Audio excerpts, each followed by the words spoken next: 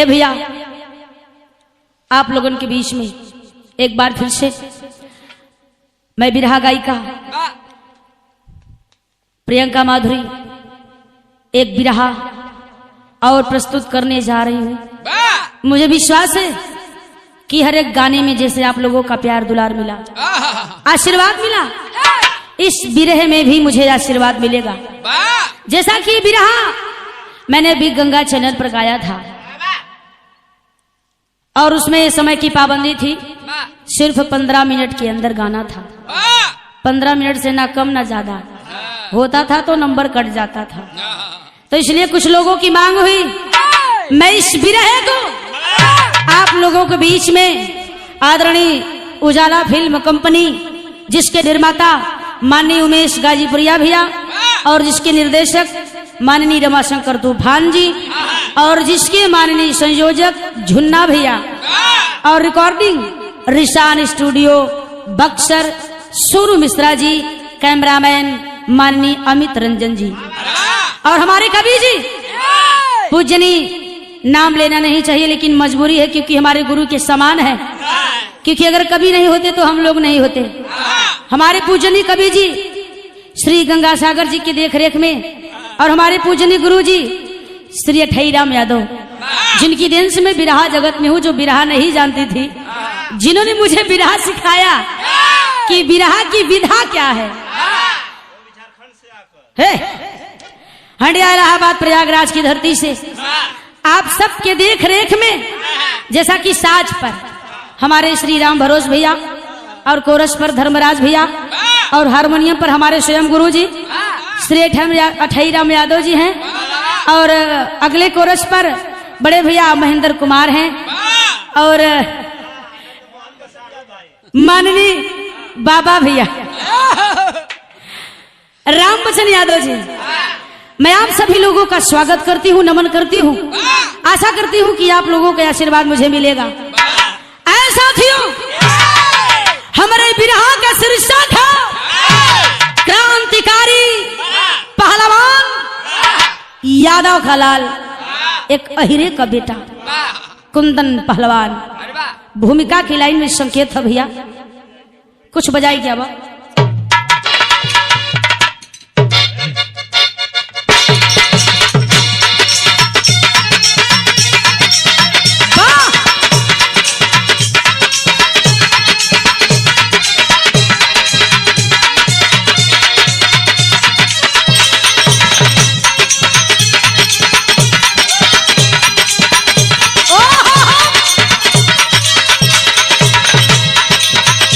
मेरा कर्मा तू, मेरा धर्मा तू,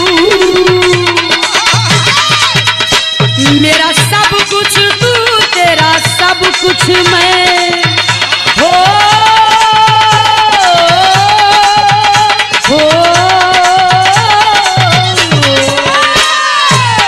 हर कर्म अपना करेंगे, हर कर्म अपना करेंगे, तेरे लिए दिल दिया है, जान भी देंगे वतन तेरे लिए।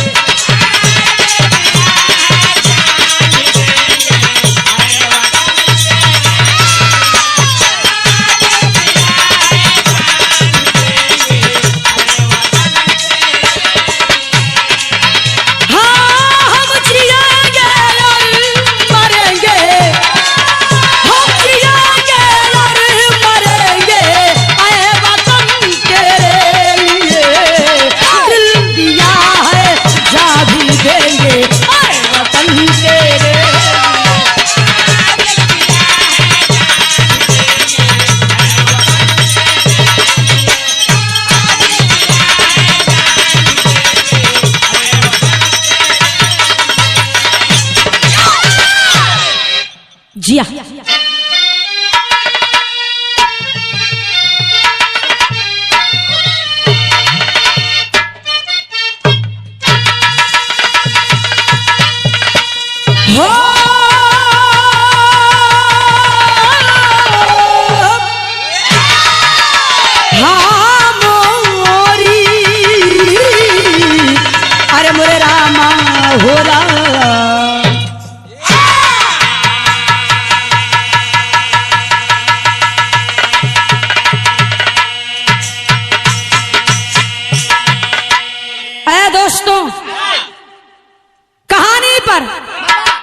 का मेन मूल चीज कहानी होती है। कहानी का मतलब पानी की तरह एकदम साफ झलक जाए। कहानी शुरुआत होने से पहले कवि जी भूमिका में संकेत कैला, लेकिन ये कहानी हो कौनी समय का, जब हमारा देश गुलाम था।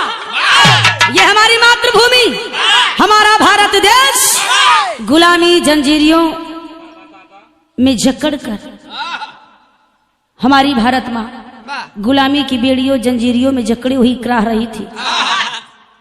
उस समय की बात है, उस समय की घटना है।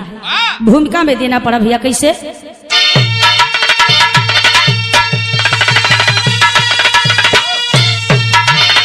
तो अंगारों से अब निकलती है चिनगारियां, जिसकी परवाह ना करते शेरे बबरी। हौसला में बुलंदी जो रहती सदा, मातृभूमि की रखते करी करी से खबर। दहल जाता कलेजा उस घड़ी दोस्तों, और जब के इतिहास के पन्नों पे पड़ती नजर, तो जुल्म जालिम मचाया मेरे मुल्क में, हरी सहरी हरी नगरी में फैला था कहरी।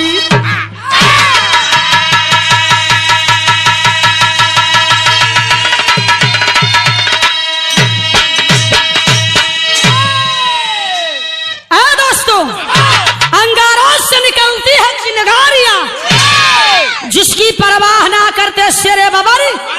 हौसला में बुलंदी जो रहती सदा, मातृभूमि की रखते कड़ी कड़ी से खबरी। दहल जाता कलेजा उस घड़ी दोस्तों, जब की इतिहास के पन्नों पर पड़ती नजर, और जुल्म जालिम मचाया मेरे मुल्क में, हर शहर हर नगरी में फैला था कहर। ए भैया, कहानी शुरुआत होने से पहले बिरहा में एक लाइन कव्वाली है भैया, बजा के आवा।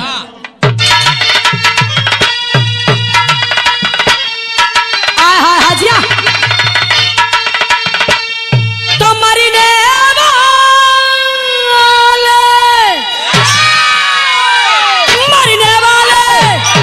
मर जाते हैं,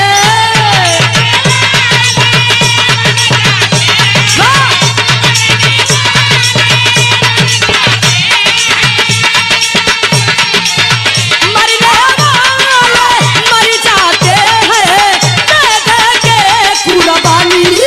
जवानी दीवानी है, जवानी दीवानी।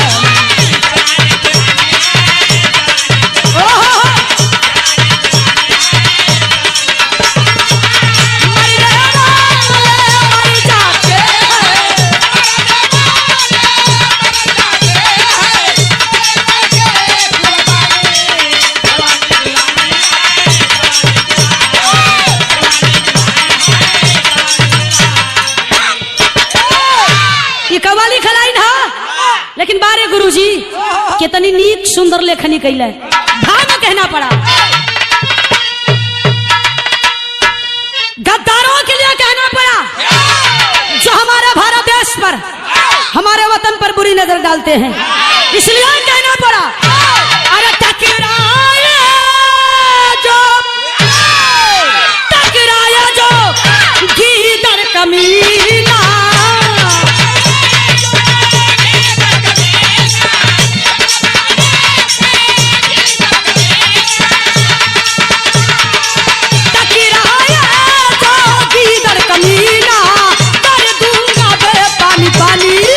जवानी दीवानी है, जवानी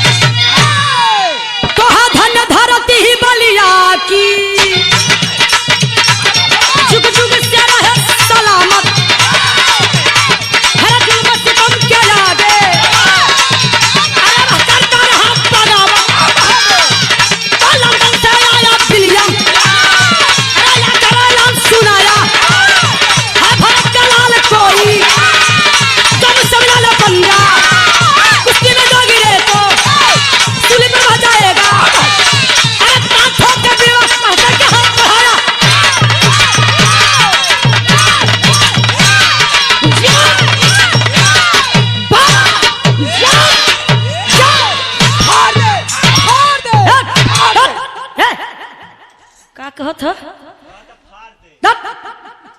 हम कहते जियो सर तो कहते वो फाड़ दे ऐसा मत करा लोग, बड़ा प्रोग्राम गावे के है। ए भैया देश गुलाम था, कहा जाता है कि इतिहास बताता है अंग्रेजों ने हमारे हिंदुस्तान पर लगभग 300 साल तक राज किया है।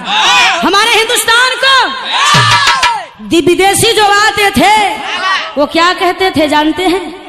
हिंदुस्तान सोने की चिड़िया है, सोने का घर है, हिंदुस्तान जैसा कोई देश नहीं है।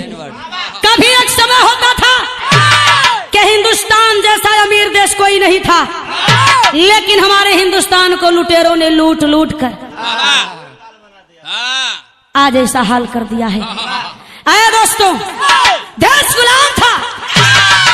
उस समय एक लंदन से विलियम नाम का अंग्रेज पहलवान बलिया जिला में आया है, अखाड़े पर चढ़ा है और चढ़ करके पूरे बलिया वासियों को ललकार दिया, अगर कोई अपनी माँ का लाल है, भारत माँ का सपूत कहता है तो आ जाए मुझसे कुश्ती लड़ ले। अगर मुझसे कुश्ती में जीतेगा तो वादा है भारी इनाम दिया जाएगा, अगर कुश्ती में हारेगा तो सीधा सूली पर चढ़ा दिया जाएगा। लेकिन क्या कोई पहलवान है?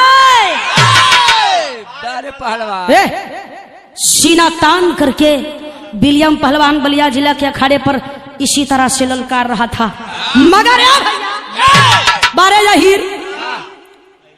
अहिरन का खून ऐसा उबाल मारा था।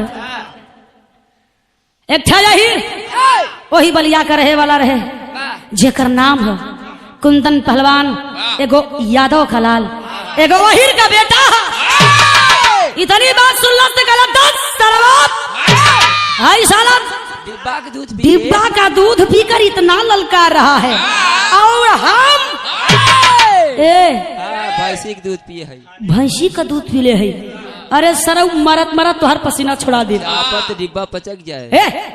पहुंचल अखाड़े पर लंगोटे के कस करके विलियम से हाथ मिलाया है, और जो ही हाथ मिलाया दोस्तों, कुश्ती की डेट को बदल दिया गया। कहा गया कि ये कुश्ती आज नहीं होगी, ठीक इसी दिन रविवार के दिन होगी। आप सभी लोग कुश्ती को देखने के लिए तैयार रहना। विलियम पहलवान गया है अपने खेमे पर, और कुंदन पहलवान अहिर का बेटा चला है अपने घर। दोनों पहलवान तैयारी करना शुरू कर दिए। एक लाइन तरस लगा था भैया, बजा के आवाज।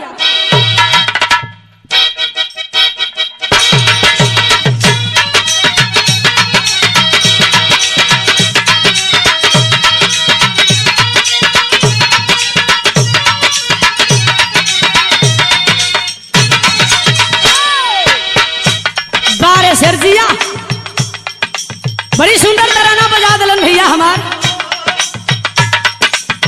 गंगा में जब हम बिरहा के गौली तो कई बार बिरहा भयल तो लोग की तरज के फरमाइश के गवा में उहे गवा, अरे जान मारे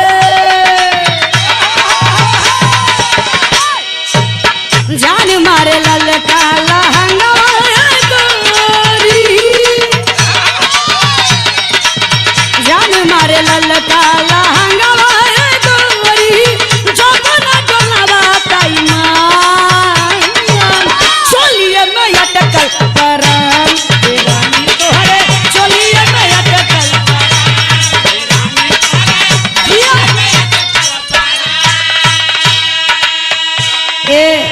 भैया हो इत तरह हम मनोरंजन बदे।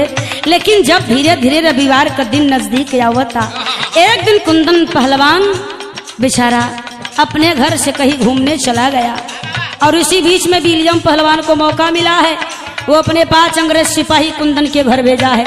लेकिन वो करे घरवा में हाव के कुंदन का मेहरारू बाड़ी मतारी बाड़ी, आ एक 7 दिन को एगो बेटा है। 5 अंग्रेज अधिकारी पहुंच गए, मतारी के कंधे पर कान के सामने बंदूक सटा दिए। डांट कर बोले, ए बुढ़ी बुढ़ापे में क्यों सठिया गई है, मेरी बात मान, हमारी बात मानेगी तो फायदे में रहेगी, हमारी बात नहीं मानेगी तो घाटे में रहेगी। बारे हमारे हिंदुस्तान की नारी डांट कर बोली है, ए गद्दार जो कहना है साफ साफ कह। उन्होंने कहा कि सुन, रविवार के दिन अगर तेरा बेटा अखाड़े पर नहीं दिखेगा, इतनी दौलत दे दिया जाएगा कि उसकी आने वाली अगली 7 पुश्तें भी खाएंगी तो भी कम नहीं होगा। लेकिन याद रहे वो अखाड़े पर दिखना नहीं चाहिए, और अगर अखाड़े पर दिख गया तो उसका अंजाम बहुत बुरा होगा। तब तक बारे कुंदन के बुढ़िया माई से बर्दाश्त नहीं है, डटली था और डांट करके अपने दरवाजे से भगा देती है। 5 अंग्रेज अधिकारी मोह निनुआ की नहीं लटकौले चल गए। लेकिन जब रविवार का दिन नजदीक आयल है ये भैया, तो एक तरफ विलियम पहलवान है और एक तरफ कुंदन पहलवान हीरे का लाल बेचारा कुश्ती का तैयारी कैले हुआ और चलला अखाड़े की ओर। तो भाव में कहना पड़ा क्या,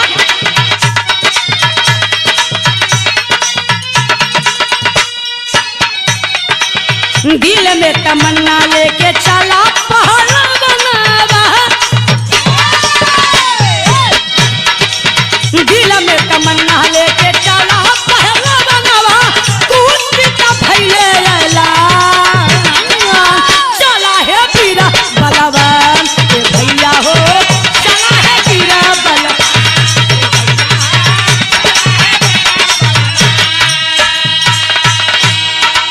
धीरे धीरे आयल रविवार वाला दिन हो, धीरे धीरे आयल रविवार वाला दिन हो, पति अंग्रेजवन के देव थप्पड़ मार हो।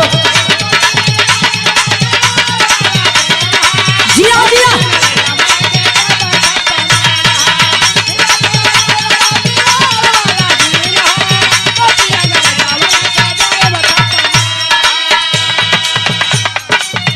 बारे शेर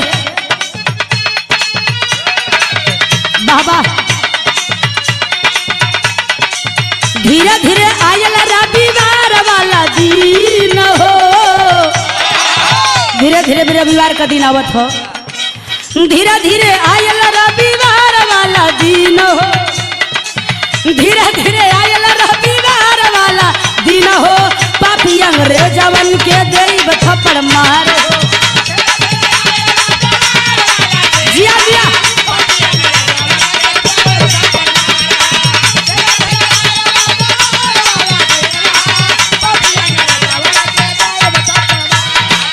कैसे के पाजी रे अखिया खाई है, कैसे के पापी रे अखिया खाई है, जिंदाबाद रही हिंदुस्तान, चला है वीरा बलवान ये भैया हो, चला है।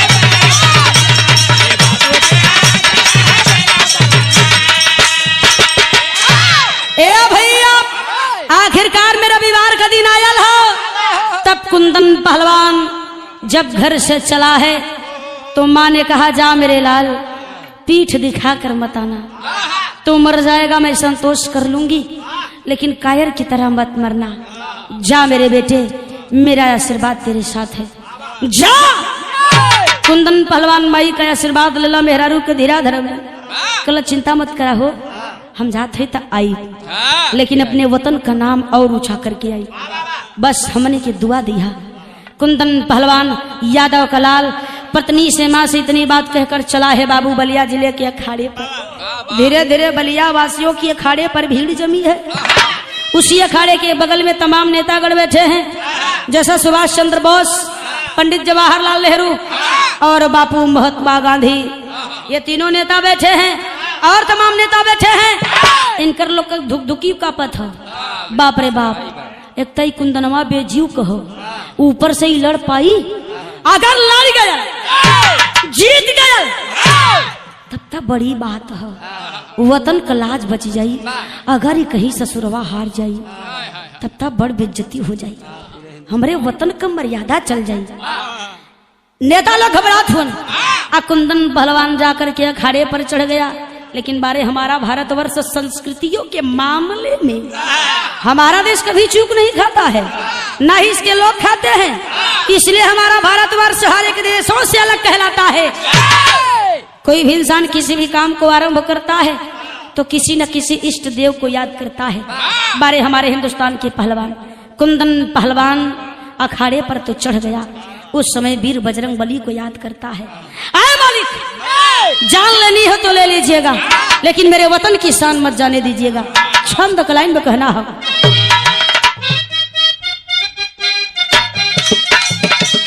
जीरा कहना पड़ा, अरे भारत माता का संतान कुंदन चला है सीना तान,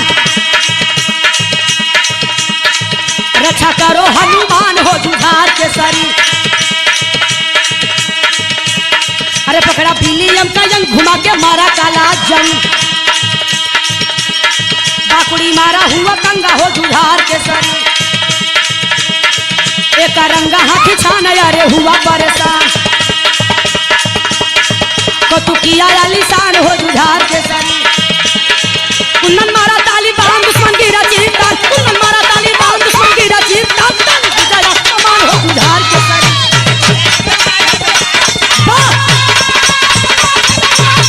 अरे जिया भैया जिया,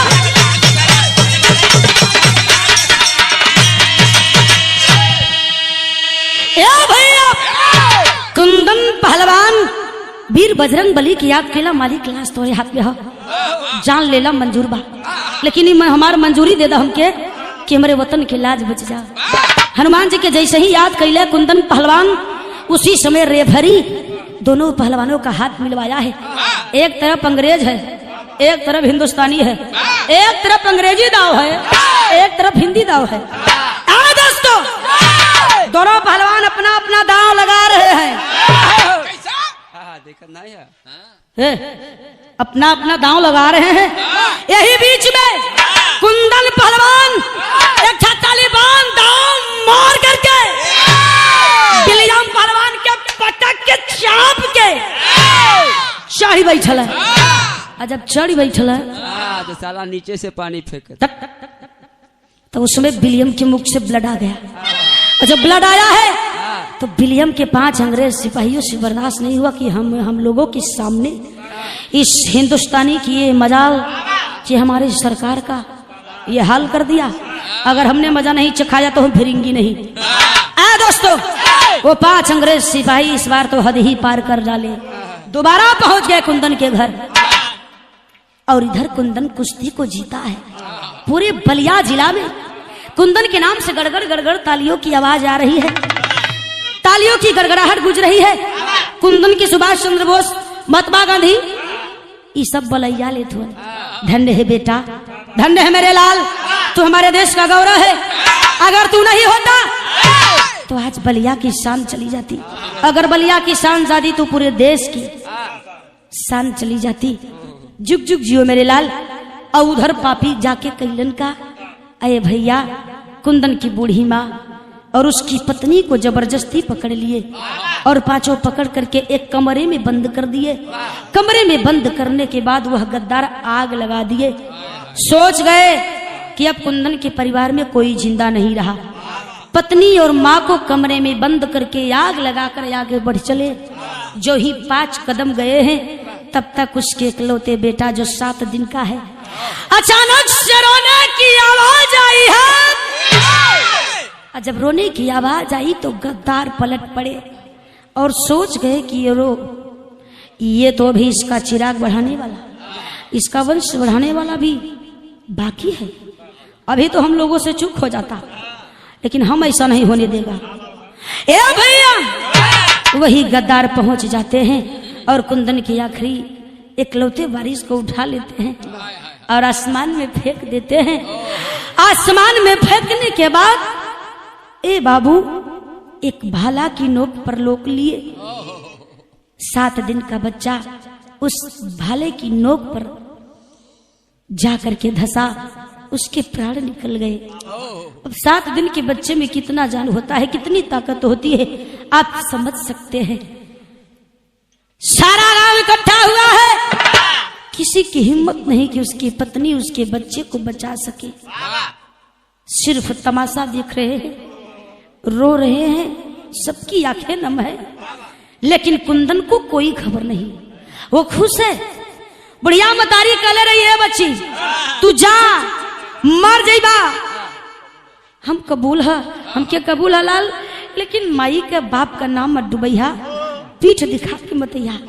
माई सुनिया कि हम जीत गईली तो माई तो हमार बहुत खुश हो जाइए, मेरा रू खुश हो जाई, गांव खुश हो जाई, ढेर सारा इनाम लिया है, लेकर चला है अपने घर।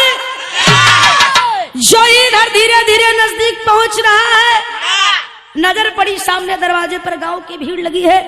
उसके दिमाग में विचार आया, हो सकता है मेरे गांव को पता चल गया कि मैं कुश्ती जीत कर आ रहा हूँ, लगता है कि मेरे गांव वाले मुझे कुश्ती की जीत की बधाई देने के लिए आए हैं। हंसते मुस्कुराते चला जा रहा है। जब दरवाजे पर पहुंचा है तो सबकी आंखों में आंसू है, रो रहे हैं। तो कहता है, ए भैया हम कुश्ती जीत किया वो थी, कोनो कायरता का काम करके ना आई रही हो, तू लोग मर्दबा रोवत हुआ। अरे रोवा के बजाय हंसे के चाहिए, खुश रहे के चाहिए। है तू लोग का हाल बनौले हुआ ए दोस्तों। लेकिन उसकी नजर जब ऊपर पड़ी है तो देखता है धुआं निकल रहा है। तब तो उसे शंका हो गया। लोगों को हटाते हुए, लोगों की भीड़ को चीरते हुए जब आगे बढ़ा है तो जाकर देखा है क्या, उसका जो घर है धू धू करके जल रहा है। तब तक दो आदमी आए हैं, कुंदन को लिपट जाते हैं और कहते हैं कि भैया हम कुछ नहीं कर सके, तुम्हारी माँ को, तुम्हारी पत्नी को 5 अंग्रेज गद्दार आए, कमरे में बंद करके आग लगा दिए। कुंदन पहलवान छाती पीट करके रोता है। उसे ये खबर नहीं है कि उसका बेटा भी जो उसके वंश को बढ़ाता, वो भी अब इस दुनिया में नहीं रहा है, तड़प रहा है। कम से कम कोई मेरे बेटे को तो दे दे, मेरा बेटा कहाँ है। तब से एक महिला ने कहा, रे भैया तुम्हारे परिवार में सिर्फ 3 ही लोग थे, एक तुम्हारी माँ, तुम्हारी बीवी, तुम्हारा बच्चा। बच्चे को देखना चाहते हो, जाकर सामने देखो। और आगे गया है तो पास में भाला है, भाले की नोक पर बेटे की लाश लटक रही है।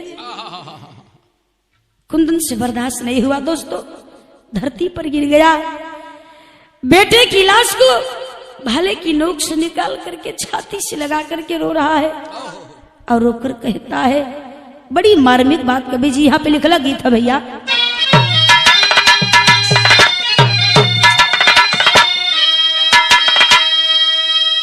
देखा तरस गौले में समझ आई, ए बदे भाव में कहना है कैसे भैया।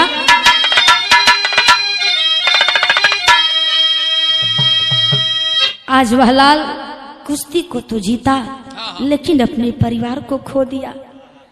रोकर कहता है, अरे ओ गद्दार, तेरा दुश्मन तो मैं था ना, मेरे परिवार ने क्या बिगाड़ा था तेरा, जो तूने मेरे परिवार के साथ ऐसा किया। कहता है, बारे भैया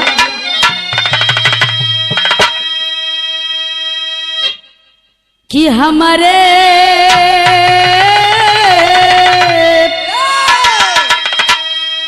मोर जहानावा छूटल ना, मोर जहानावा छूटल ना। अरे पपिया जालवल हो चमनवा, पपिया जालवल हो चमनवा, मोर जहानावा हो छूटल ना।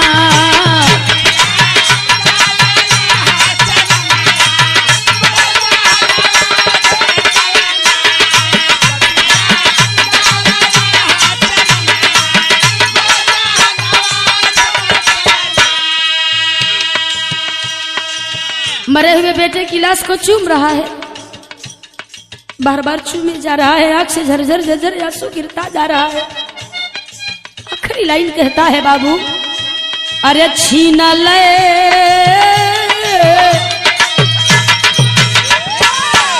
अरे छीन ले गोदिया के ललनवा, छीन ले गोदिया के ललनवा, मोर जहानावा रे छूटल ना।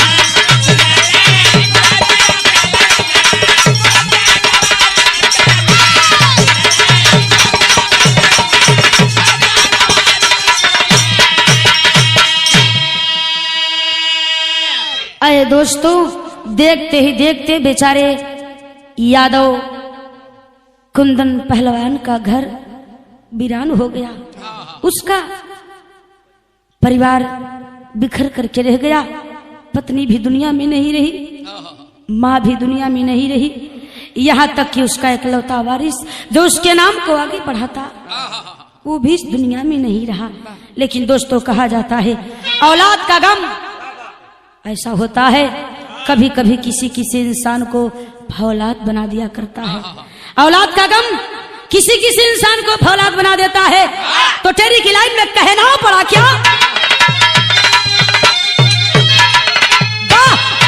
अरे दिगंबर को पसीना आ गया, तो दिगंबर को पसीना आ गया, वसुधा सिमट गई अब रो पड़ा है यंबर, यही हो यंबर।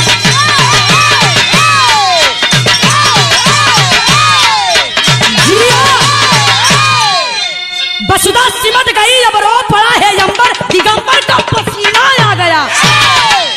ए भैया प्रतिशोध की ज्वाला भड़क पड़ा, प्रतिशोध की ज्वाला भड़क पड़ा, तब कुंदन ने ललकारा है, अरे नीच बात की अभिमानी, तूने मेरा बाग उजाड़ा है। जब ज्वार समुंदर में आती, जब ज्वार समुंदर में आती, नाया बह जाता घाटी में। अरे भारत का नहर बोल पड़ा जब लहुसना की माटी में।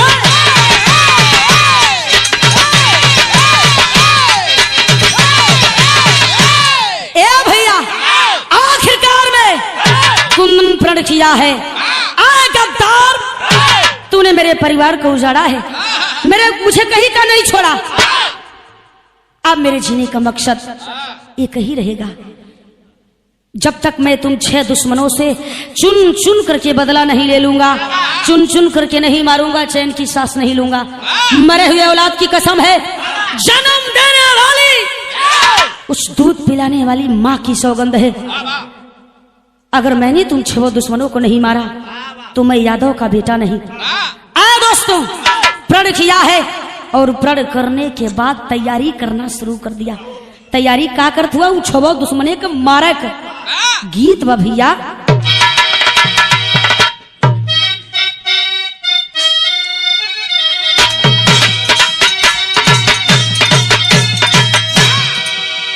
बड़ी बढ़िया गीत हो, ये गीत भी उसी समय की है जब देश गुलाम था। उस समय हमारे देश के क्रांतिकारी नौजवान घर घर घूमा करते थे और माताओं बहनों से झोली फैलाकर भीख मांगते थे, लेकिन भिक्षा में सोना चांदी अन्न दान नहीं मांगते थे, बड़ी अनमोल चीज मांगा करते थे। क्या हाय हाय हाय हाय जिया, अरे माता हो ललनवा दैदा,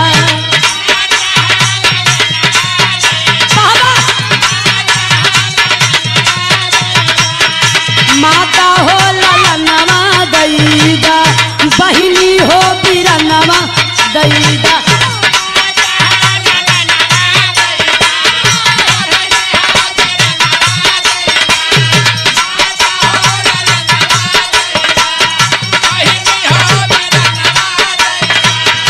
माता हो ललनवा दैदा, बहिनी हो बिरनवा दैदा। देशवा के खातिर अपने, देशवा के खातिर अपने मोदी के ललनवा दैदा, माता हो ललनवा दैदा।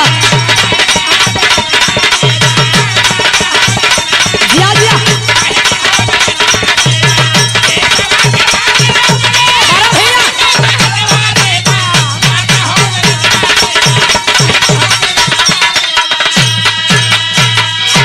लेकिन भाव में क्या कहना पड़ा?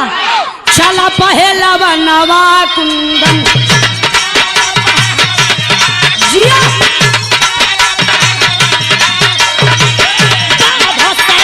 फनवा हो कुंदन,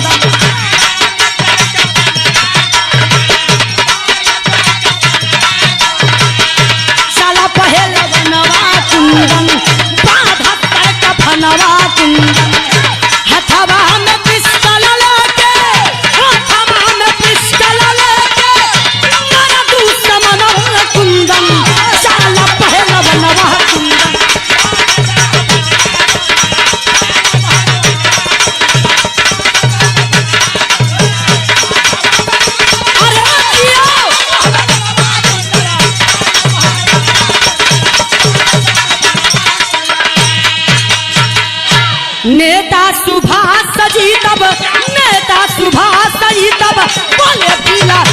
माई हो।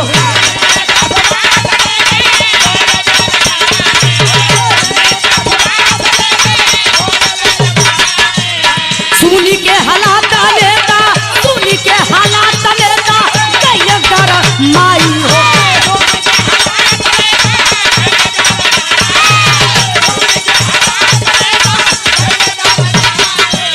बाधा सर का फनवा कुंदन, लाल बा नयनवा कुंदन, हाथवा में पिस्टल लेके, हाथवा में पिस्टल लेके, अरे दुश्मनवा कुंदन, जान पहलवान।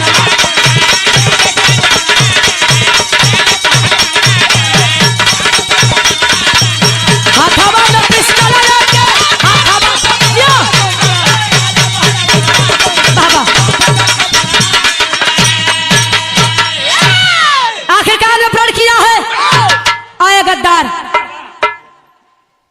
बगैर तुझे मारे छोड़ेंगे नहीं। यही कह करके बाबू एक जोगिया वस्त्र बनवाता है और जोगिया वस्त्र पहनता है। एक जोगिया झोला टांगा है, झोले में एक पिस्टल है, पिस्टल के अंदर 7 गोलियों को लोड किया है। उस पिस्टल में कितनी गोलियां हैं?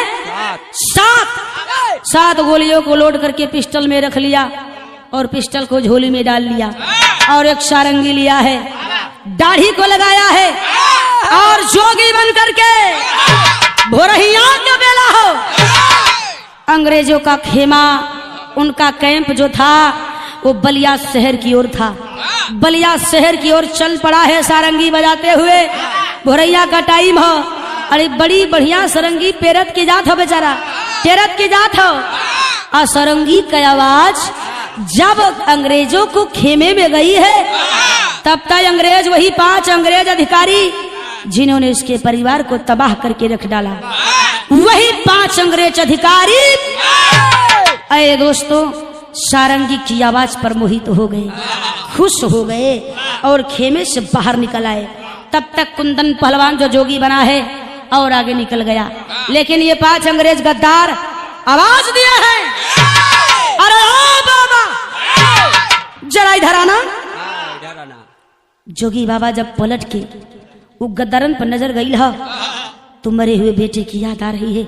उसका चेहरा नाच रहा है आंखों के सामने, पत्नी याद आ रही है, माँ याद आ रही है। पास गया है, कहिए। अंग्रेजों ने कहा हम तुम्हारे भजन को सुनना चाहता है, क्या तुम हमको अपने भजन को सुनाएगा? कुंदन कहा हाँ या बिल्कुल सुनाएगा सुनाएगा। ठीक है तो फिर हमको भजन सुनाओ। कुंदन ने कहा चल बैठ, चल बैठ साले, हम तुझे भजन सुनाएंगे। एक विशाल पीपल का पेड़ है, खुद जाकर के चबूतरे पर बैठ गया और उन 5 गद्दारों को जमीन में बिठा दिया। अब बैठोले के बाद सारंगी बजा के भजन गावे लगलन। तो भैया अल्लाह की लाइन में कहना है,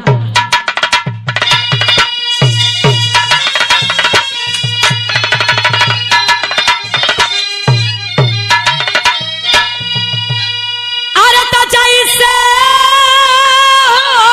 चिड़ैया के बाझ झपटेला, अरे ता झपटेला सिंह वैसे ए भैया पाई के शिकार।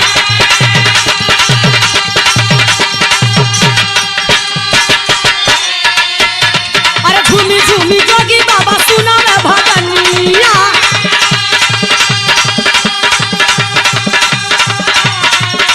ता हमनी के देता तानी भजन हो सुना।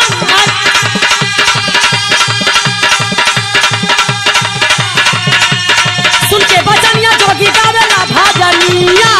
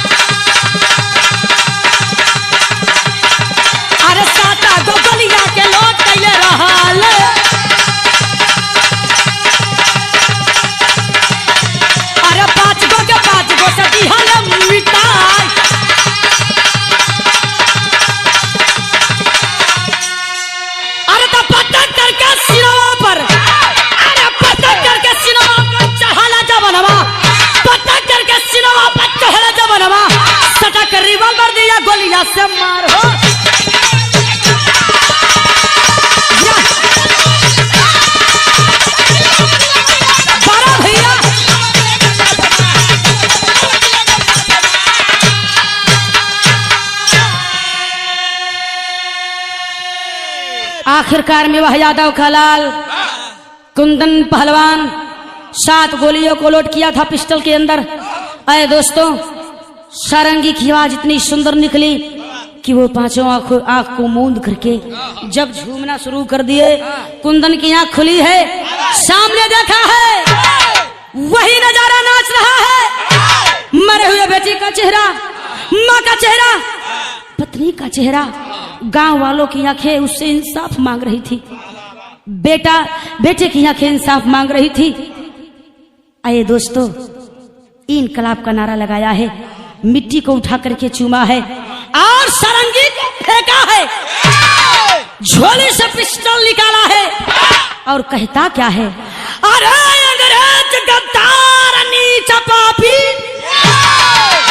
शायद तू हमें नहीं पहचानते हो कि मैं कौन हूँ।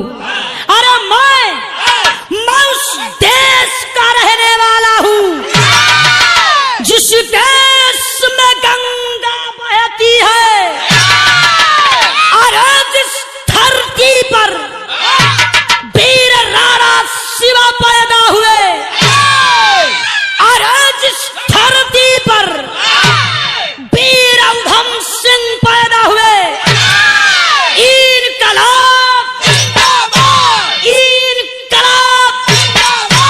भारत माता की, भारत माता की।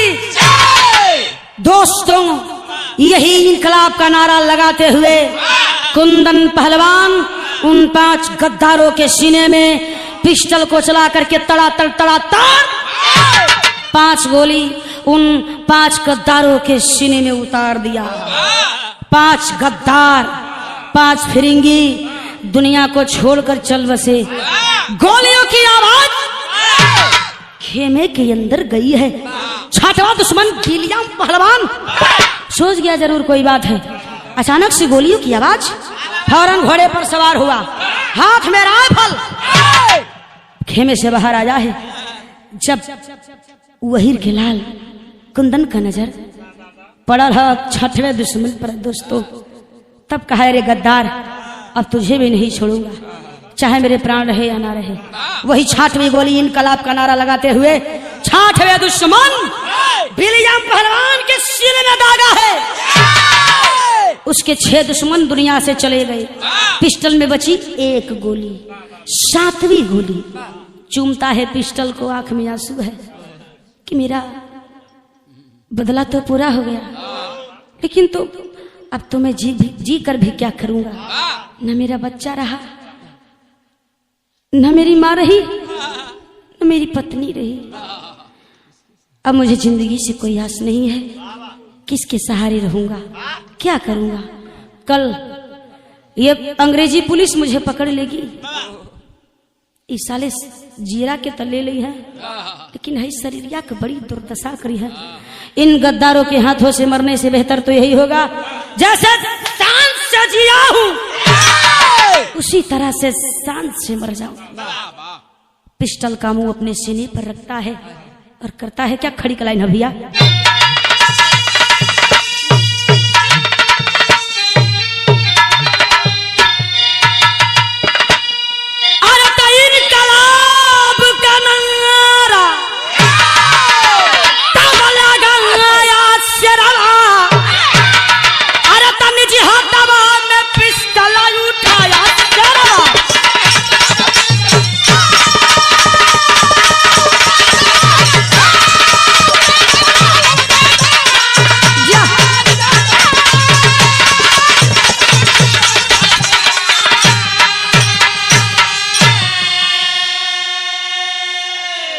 सोचता है जवान पापी के हाथों से मरना, 2 जग को चले जाना है। अरे पिस्टल मारा तन पर सूरपुर को जाना है। तब बंदे मातरम की बोली, हाय गुजारा सरवा।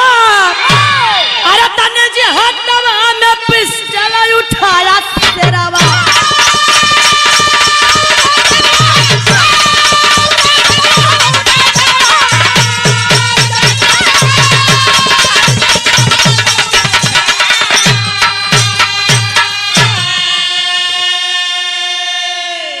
मेरे दोस्तों, ऐसे ऐसे क्रांतिकारी पहलवान नौजवान हमारे देश में होते थे जो हर पल देश के लिए मर मिटने के लिए तैयार होते थे।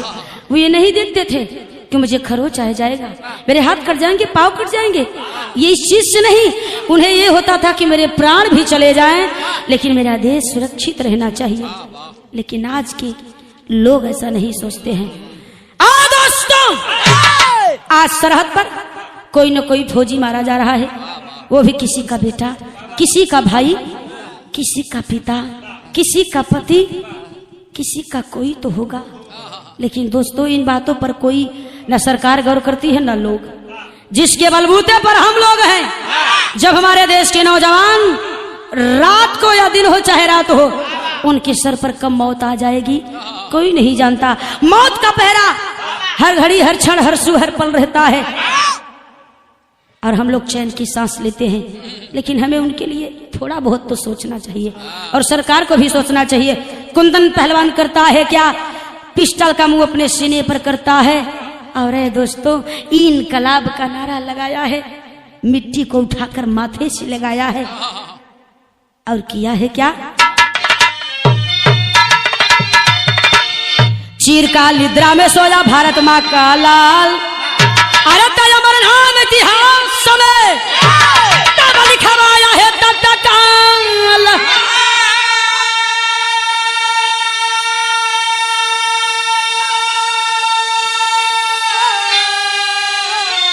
अरे तिरंगा कफन तब उपवल बीरवा, अरे निज हाथवा में पिस्टल उठाया तेरा।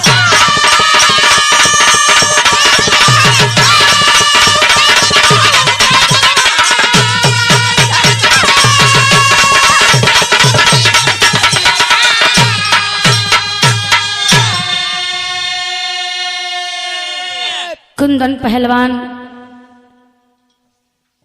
इनकलाब का नारा लगाते हुए, मुस्कुराते हुए इस वतन के लिए जिया और मरते मरते वतन का नाम लेकर वतन के लिए अपने सीने में आखिरी गोली को उतार दिया।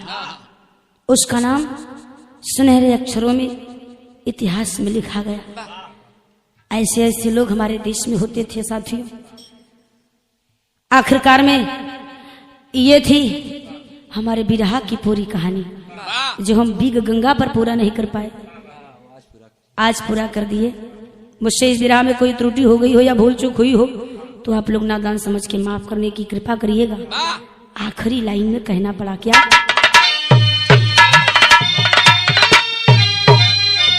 अरे जय जखाड़ गुरु जद्दू लौटन की लहर फुलवारी,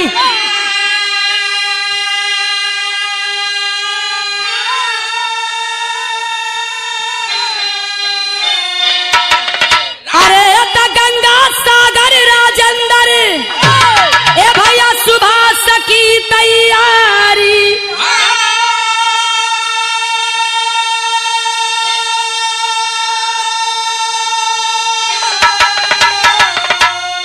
तो दिगंबर को पसीना आ गया, अरे दिगंबर को पसीना आ गया। माधुरी प्रियंका बिरहा में एक नंबर हो, दिगंबर को पसीना आ गया।